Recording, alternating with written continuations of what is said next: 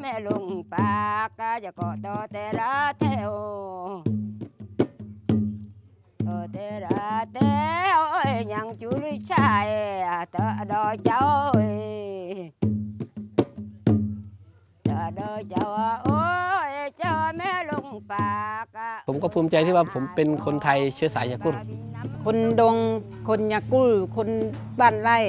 คนชัยภูมิคนไทยเหมือนกัน ไม่รู้จักเลยว่าที่นี่มีคนยะกุ้นอยู่ เราเข้าใจว่าคนไทยอีสานทั่วไป จนได้เดินมาเข้ามา ถึงรู้ว่าเขามีกลุ่มชนเผ่าอยู่นะ เราเลยสนใจตรงนี้ตั้งแต่นั้นมาดีใจมากครับที่ได้เกิดมาเป็นชนเผ่าตาเนี่ยไปไหนก็ช่างมันใครจะว่าอะไรก็ช่างมันพูดมันสายยากุ้นนี่แหละเราเป็นยากุ้นอยู่แล้วไม่กลัวไม่อายอะไรแหละภาษาที่ปรากฏในจารึกยุคแรกเริ่มเป็นอักษรและภาษาที่ผู้คนใช้กันมากว่า1,000 ปีก่อนภาษามอญโบราณเป็นหนึ่งในภาษาที่ปรากฏในจารึกยุคแรกๆเช่นจารึกวัดโพร้างหนึ่งในจารึกภาษามอญโบราณที่เก่าแก่ที่สุดที่พบในประเทศไทยมีคำในจารึกที่ตรงกับภาษาพูดของคนยะกูรในเขตอำเภอเทพสถิตจังหวัดชัยภูมิทำให้นักภาษาศาสตร์เชื่อมโยงถึงความเก่าแก่ของกลุ่มชาติพันธุ์ยะกูรในฐานะชนเผ่าพื้นเมืองที่อยู่ในดินแดนแถบนี้มาแต่โบราณเอาจุดเตะมัวกวนลุกเนี่ยอากมาเถอะจับโป่งก็ล่ะจับโป่งมบเปล่าม วยบาตีปันชูนเราปอจามจีดใจตีแปลว่าดินดากแปลว่าน้ำกระย่านแปลว่าลมกระมัดแปลว่าไฟจับโป่งก็ล่ะกินข้าวหรือยัง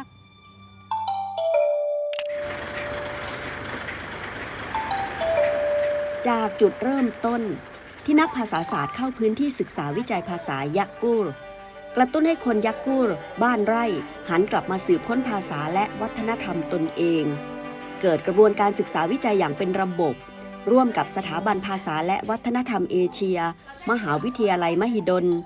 พัฒนาระบบตัวเขียนภาษายะกูรต่อลมหายใจให้ภาษา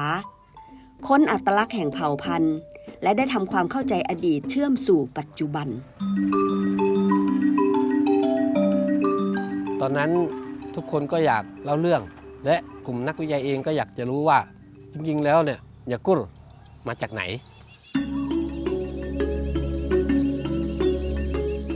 พอเกิดคำถามขึ้นมาเกิดความอยากรู้ขึ้นมาก็ทำให้เกิดการไปพบปะพูดคุยในวงกว้างของชุมชนเก็บความรู้ของปราชญ์แต่ละท่านที่มีอยู่ในชุมชนครับของผู้เฒ่าผู้แก่เนี่ยเอามาเขียน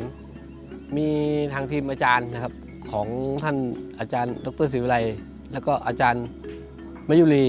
นะครับแล้วก็อีกอาจารย์หลายๆท่านนะครับได้ชวนปราชญ์ทั้ง16หมู่บ้านนะครับทั้งนักวิชาการทั้งปราชญ์มารวมตัวกันมาเริ่มเขียนใช้ภาษาไทยนะครับเป็นภาษากลางของการที่จะบันทึกภาษาท้องถิ่นบันทึกความรู้ในชุมชนแล้วก็ทำสร้างเครื่องมือขึ้นมาก็คือเป็นหนังสือเล่มยักษ์ลิงเรียกนุ้ยสุนัขชุรมาอ่านด้วยกันนิทานเรื่องนี้ชื่อว่าตู้ฉลาดหนังสือเล่มยักษ์หนึ่งในเรื่องวิถีชีวิตความเป็นอยู่การดำรงชีวิตแล้วก็เป็นนิทานพื้นบ้านที่แบบง่ายๆที่เด็กๆเขาเห็นกันโดยทั่วไปอย่างเช่นลูกไก่สีการทำอาหารกินการไปปักเบ็ดไปตกปลาอะไรอย่างเงี้ยครับตัวจ้องบอลปาต้าลายสีดำกับสีเหลืองน่ากลัวไหมน่ากลัวใช่ไหมครับเอาไฟไม่กระตัวแล้วเสือมันร้องว่าอะไรนะมันร้องว่าไงบ้านไร่อำเภอเทพสถิตจังหวัดชัยภูมิเป็นสังคมพหุวัฒนธรรมมีเขยมีสะใภ้และคนต่างถิ่นเคลื่อนย้ายเข้ามาเป็นสมาชิกชุมชน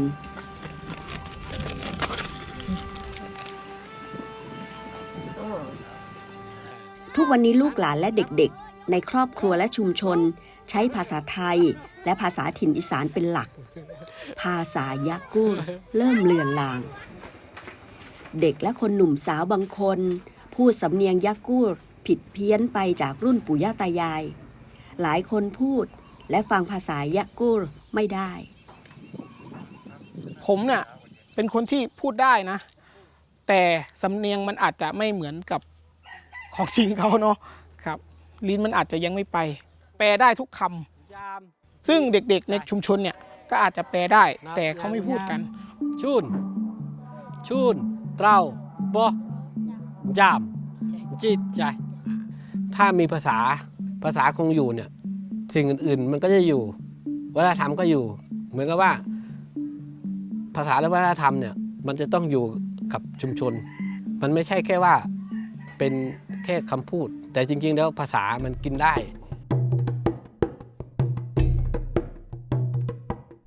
ในภาษากินได้ของผมนะครับก็คือมีพืชหรือมีชื่อที่เป็นชื่อของยากุรแค่คำชื่อแค่ว่ายากุรเนี่ยก็สามารถขายได้แล้ว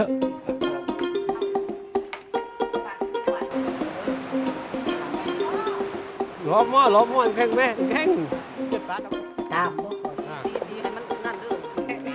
ขนมพื้นบ้านอาหารพื้นถิ่นเป็นหนึ่งในกระบวนการฟื้นฟู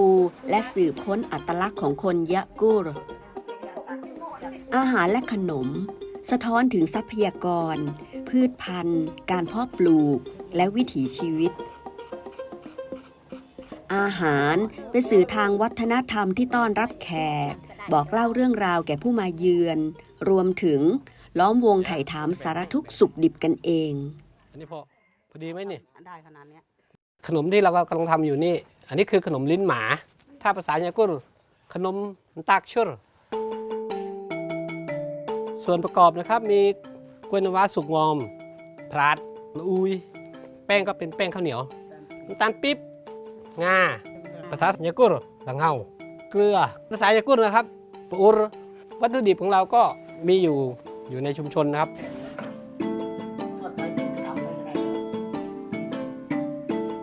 ใส่ในถาดนี้เลยงานนี้ก็เป็นงานที่ยังไม่ได้คั่วไม่ได้อะไรนะครับเป็นงาสดนะฮะปากกิโล7 กิโลไก่แล้วโอเคแล้วน้องนี้กับน้องก็เป็น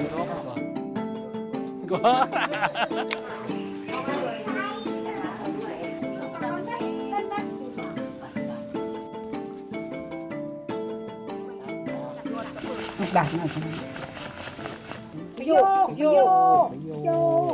ก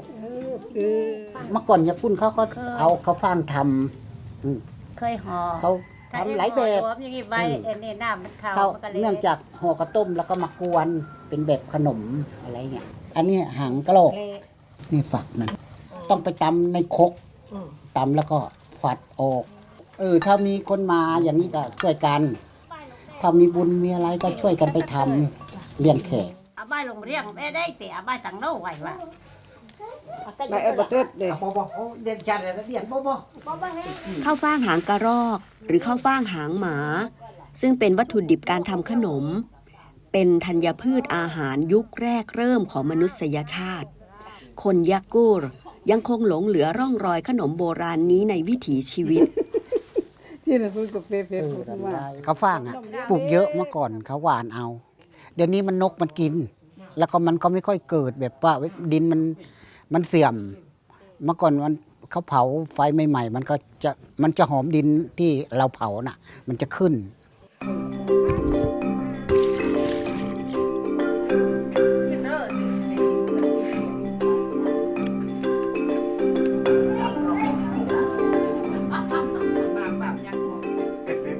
คุยบริเวณม้วนแล้วก็จะกุ้งเอ๊ะจะกุ้งเนาะโอ้ยไม่ได้ไหลกันไทย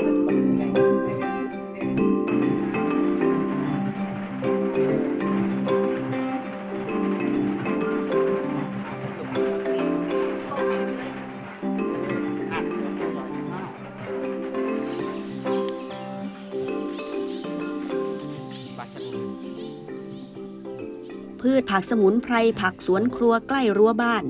เป็นส่วนประกอบสำหรับอาหารที่คนยะกูร์เรียกว่าเมียมหรือเมี่ยง เมี่ยงของชาวยะกูร์ใช้เครื่องปรุงรสเพียงอย่างเดียวคือเกลือกินกับพืชผักที่หาได้ใกล้ๆบ้านตะไคร้พริกมะอึกกุ้ยช่ายใบถั่วกล้วยดิบก้านทูนหรือก้านคูนหั่นพอดีคำเป็นอาหารว่างที่ช่วยบรรเทาความเหน็ดเหนื่อยหลังกลับจากไร่กลับจากการทำงาน เนี่ยหรือว่าออกงานเนี่ย พอเที่ยงเนี่ยอยากกินของเปรี้ยวๆอย่างเงี้ยแล้วก็มาเก็บในสวนมาแล้วก็มานั่งกินกันแล้วก็ถึงจะออกไปทำงาน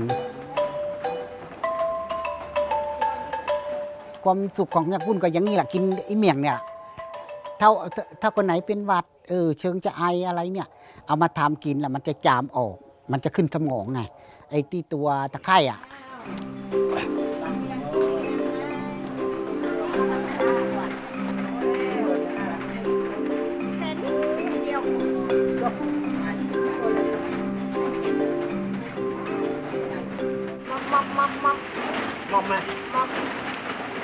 เมียมครับกินเล่นครับนานๆทีมากินทีนึงครับตอนจากเลิกงานมาก็ทำงานเหนื่อยๆก็อยากกินแบบนี้ครับมันสว่างมากแบบ แล้วแต่คนชอบนะครับอย่างผมก็กล้วย2แล้วก็จิ้มเกลือ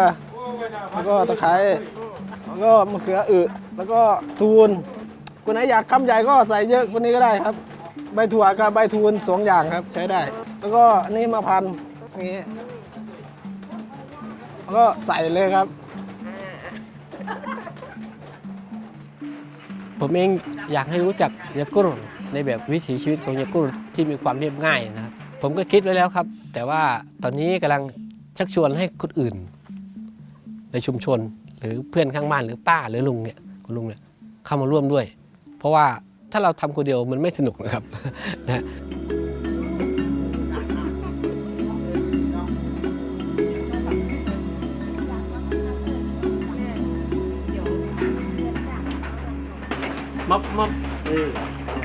จะโป่งมอบเกลา ภาษายะกูร์แสดงถึงการเป็นคนยะกูร์เสื้อผ้าเครื่องแต่งกายก็เป็นสิ่งสำคัญที่บ่งบอกว่าผู้สวมใส่เป็นใครชาวยะกูร์บ้านไร่ไม่ได้ทอผ้าค่ะรับซื้อผ้าจากในเมืองมาสวมใส่โดยสร้างเอกลักษณ์ก็คือลายปักสิ่งที่จดจำสืบต่อกันมาก็คือลวดลายที่เรียกว่าลายงวงคุและเรียกเสื้อของตนว่าเสื้อพอกประมาณอายุ15 ปีจ้ะ15ตักได้เลย จ้ะ ตอนนี้อายุเท่าไหร่แล้ว เดี๋ยวนี้67แล้วจ้ะก็มีลายโชว์แล้วก็ทักกะแตงแล้วก็ท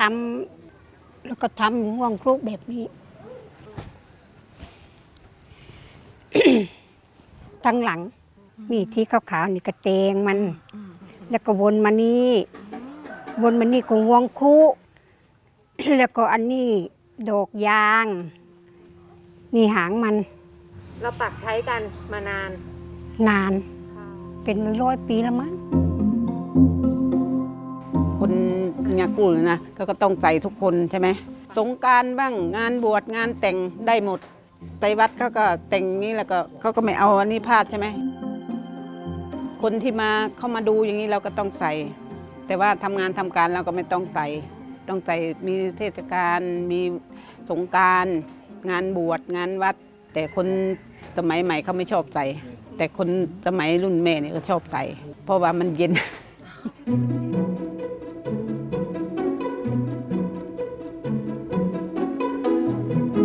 ของเก๋เนี่ยที่มาเล็งเห็นถึงคำว่าเสื้อพ็อกเนี่ยเพราะว่าหนึ่งเรามองว่าการปักลายมันเป็นงานฝีมือและลวดลายที่น่าสนใจก็คือด้านหลังเสื้อคือลายงวงคุเราเลยมองว่าเอ๊ะทำไมเราไม่ดึงงานตัวชิ้นนี้ออกมาเพื่อกลับมาอนุรักษ์ไว้หรือฟื้นฟูหรือทำอะไรก็ได้ให้เขาเห็นถึงความสำคัญตรงนี้ มาจุดประกายอีกทีก็คือมหิดลอาจารย์มายุรีท่านเห็นด้วยที่เราจะทำงานตัวนี้ขึ้นมาก็เลยมีงานทำโครงการขึ้นมาเรื่องเสื้อพ็อกประมาณ2โครงการสุดท้ายก็มาหยุดอยู่ที่คำว่ายากุ้นนี่แหละเราต้องดึงพวกเขากลับขึ้นมาให้ได้เพื่อให้เขาเนี่ยกลับมาเล็งเห็นถึงความสำคัญของความเป็นยากุ้น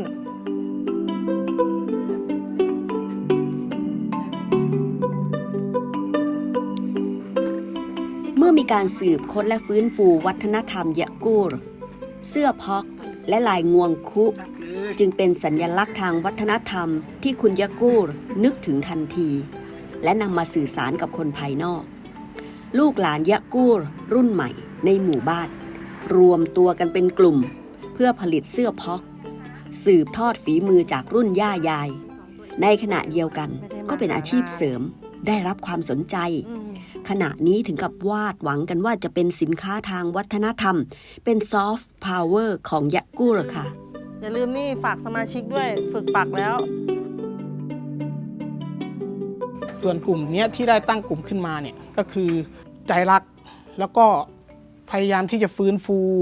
ลายโบราณกำลังศึกษาเจาะลึกลงไปณตอนนี้กำลังหัดกับทั้งแม่บ้างครับแม่แล้วก็บางทีก็มาดูลายกับพี่ๆเนาะที่เขาชำนาญการแล้วนะครับ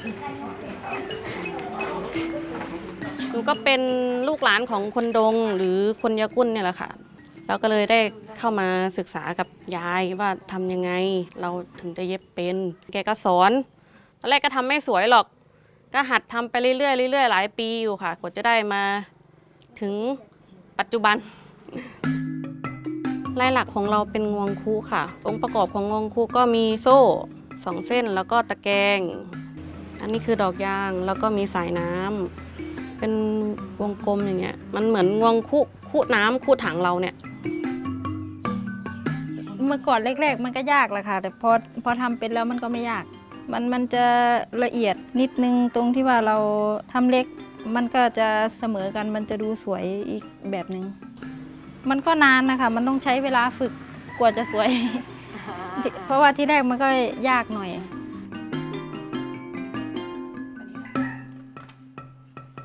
สวยค่ะเลือกสีได้ใช้ได้ถ้าถามในยุครุ่นเก๋ก็น่าจะเป็นรุ่นที่3นะคะที่ได้เข้ามามีบทบาททั้งด้านการสืบสานวัฒนธรรมของยะกุ้นเนาะแล้วก็ได้ค่อยๆเข้ามามีบทบาททั้งด้านภาษานี่แหละก่อนพอภาษามันก็จะไปเชื่อมอย่างอื่นเข้ามาเรื่อยๆทั้งด้านการแต่งกายทั้งด้านผลิตภัณฑ์ชุมชนต้องเชิญเลยค่ะครับสวัสดีครับแม่สวัสดีค่ะจะได้เท่ากันทุกเส้นเท่ากันหมดเนาะเขาเหมือนจักนะอ๋อของโบราณคนโบราณละเอียดเนาะมีค่ะมีอยู่100 กว่าปีนี่แกปักละเอียดมากเลยลองรถละเอียดแต่เนี้ยมันจะเห็นเลยเป็นงานฝีมือว่ามันมีเล็กมีไม่ได้สม่ำเสมอทั้งทีเดียวแต่ก็เรียบร้อยอันเนี้ยผมว่าอันเนี้ยดีเรื่องของเวลาด้วยแล้วก็คนซื้อรู้สึกเห็นชัดเวลาใส่แล้วมันเหมือนคนรู้ว่าเป็นลายปักมือครับอันนี้น่าสนใจนะที่ผมสนใจคือเรื่องของแฟชั่นเรื่องของอัตลักษณ์ของชุมชนเรื่องการแต่งกายต่างๆอันนี้ผมก็จะเอาเสื้อของยะกุ้นมาใส่แล้วก็แต่งเป็นแบบสมัยใหม่ด้วยก็สนใจเรื่องนี้เรื่องลวดลายแล้วเขามีลวดลายเฉพาะของเขาที่อยู่ด้านหลังของเสื้อเนาะลวดลายของเสื้อผ้าต่างๆเนี่ยมันเป็นสิ่งที่โลกใบนี้ทั้งโลกเขาใช้ร่วมกันแล้วก็เป็นตัวที่สื่อสารว่าเขามีตัวตนอยู่เคยมีตัวตนอยู่เรื่องของลวดลายซึ่งมันก็เป็นสัญลักษณ์อย่างหนึ่งที่สามารถที่จะขยายความเล่าเรื่องชุมชนเล่าเรื่องตัวตนของเขาออกไปให้คนภายนอกหรือต่างประเทศรับรู้สิ่งที่มีอย่างนี้อยู่ได้เข้ามาส่วนใหญ่ก็จะมาศูนย์รวมอยู่ที่บ้านลุงเปลี่ยนก่อนแล้วก็จะกระจายมาบ้านนี้ตรงนี้จะให้เรียนรู้ด้านไหนอย่างของบ้านลุงยังก็จะเป็นในเรื่องของการเป่าใบไม้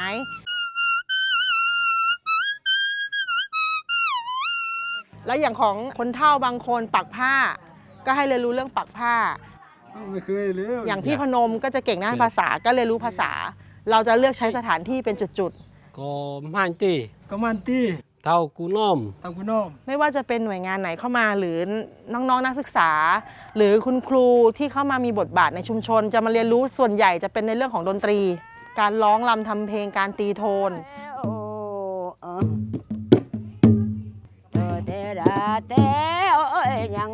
ชายตะดอเจ้านอกเจ้าโอ้ยเจ้าแม่ความเจ็บโอ้ยยังให้ได้โอ้ยตีความไกลโอ้ยยังให้มีไม่มีดอกเครื่องดนตรีนั่นมีแต่โทนนี่แล้วนี่โทนนี่รำโทนกับโทนนี่ตีรำวงกับโทนเป็นแต่เขาอยู่บนนุ่มบนนางโน่นเขาอยู่มีดนตรีมีอะไรมาเล่นมีแต่เพลงอันนี้แล้วอะไรกิเจคุณดงแต่ก่อนเขามีผู้ชายแก้ผู้หญิงแก้กันผู้ชายทำแรกกับผู้หญิงต่อคุณละค่ำไปงานแก้กัน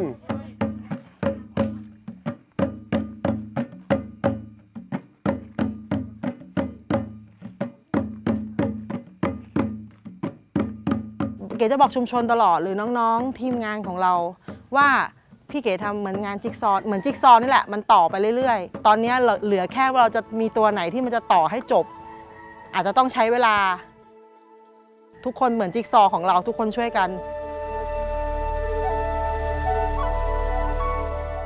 เราอยู่ติดกับอุทยานแห่งชาติป่าหินงามแต่ในความเป็นจริงแล้วร้อยละไม่ถึง10ที่จะรู้จักเรา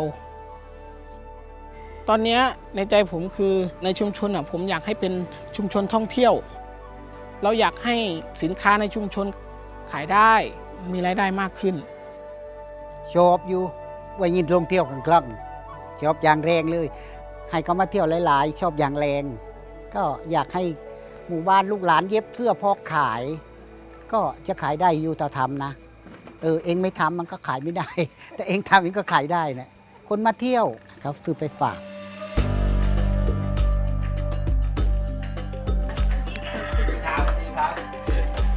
ครับว่าตลอดเวลาเนี่ยทุกอย่างมันสอนเราเนี่ยจากนี้วันนี้ตรงนี้ถ้าไม่ได้เจ้านี่ก็เห็นเหนื่อยเยอะนะแล้วเรื่องพิพิธภัณฑ์แล้วก็เรื่องเสื้อต่างๆฝีมือเขาในการสร้างคนที่รุ่นต่อไปที่มารับการถ่ายทอดจากเราแล้วก็เป็นคนสืบทอดอาสาประเพณีวัฒนธรรมรวมทั้งสามารถที่จะเพิ่มคุณค่าและมูลค่ากับภาษาและวัฒนธรรมของเราสิ่งเหล่านี้น่าจะเป็นความยั่งยืนเพราะว่าเฮ้ยทำแล้วเนี่ยมันจะกินได้ยังไงกับสิ่งเหล่านี้มันไม่เร็วกับเรื่องพวกนี้มันใช้เวลาถ้าเก๋ถอดใจตั้งแต่ตอนนั้นเก๋หยุดเก๋จะไม่มีวันนี้กินยาพูดจะไม่มีวันนี้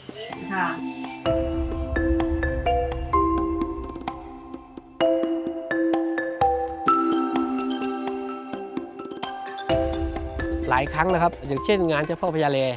พี่น้องชาวชาวกุดก็ไปทุกปีก็ได้ไปร่วมงานก็เหมือนกับว่าชาวชาวกุดเองก็เป็นอีกกลุ่มคนหนึ่งที่รักภาษาของตนเองแล้วก็อยากเป็นแล้วก็เป็นกลุ่มคนชัยภูมิเหมือนกัน